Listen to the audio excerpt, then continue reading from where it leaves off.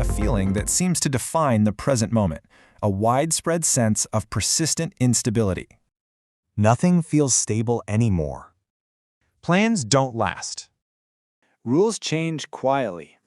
Even when nothing is technically wrong. So, that feeling, that's our starting point. It begins as something personal, right? Something you experience day to day, even if you can't quite put your finger on why. But what if it's not just you? The next step here is to zoom out, to start seeing this as a larger pattern, something that shows up again and again, whether we're talking about work, our finances, or just trying to plan for the future. And that leads us to the really crucial question. Is this sense of instability just a feeling, something happening inside our own heads, or are we accurately perceiving something that's happening out there, in a shared reality?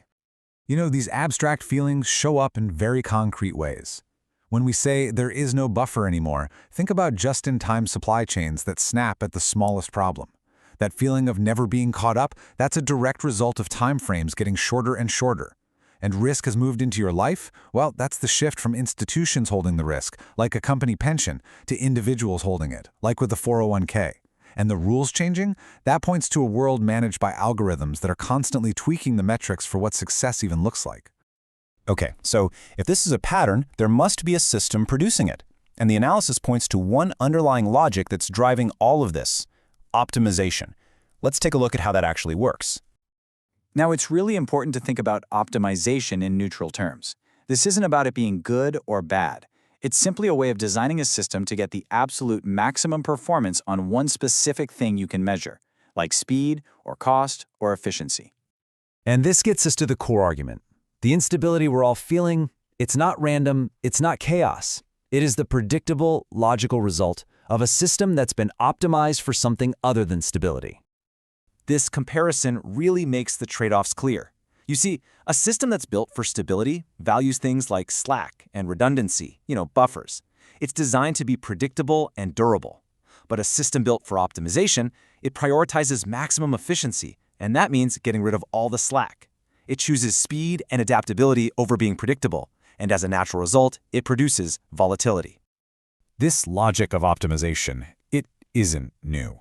But what is new are these incredibly powerful, modern forces that are amplifying it, turning up the dial. We're talking specifically about the speed of money and the scale of automation.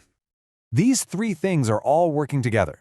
You have high-frequency capital that demands results right now on a millisecond timescale. Then you have algorithmic systems running everything from stock trades to logistics, and they take the human pause for reflection right out of the equation. And it's all fueled by a constant stream of data that allows for real-time management, which squeezes out any final bit of buffer that might have been left.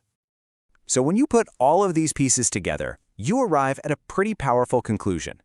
This instability that we're all living through, it's not a mistake. It's not a sign that the system is breaking down. It's a feature, not a bug. That feeling of precariousness is the direct, human-level consequence of a system doing its job perfectly, optimizing for efficiency, speed, and immediate returns. This isn't a crisis. It's a system doing exactly what it was built to do.